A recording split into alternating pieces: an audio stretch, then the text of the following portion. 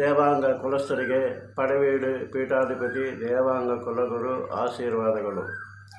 August 9ನೇ ತಾರೀಕು ಶನಿವಾರ ಯಜ್ಞೋಪವೀತ ಧಾರಣಕ್ಕೆ ಪ್ರಾತಃ ಕಾಲ 7:30 ಗಂಟೆಯ ಮೇಲೆ 8:30 ಗಂಟೆ ಒಳಗೇನು, 10 ಗಂಟೆಯ ಮೇಲೆ 12 ಒಳಗೇನು ಶುಭವೇಳೆ ಇರುತ್ತವೆ.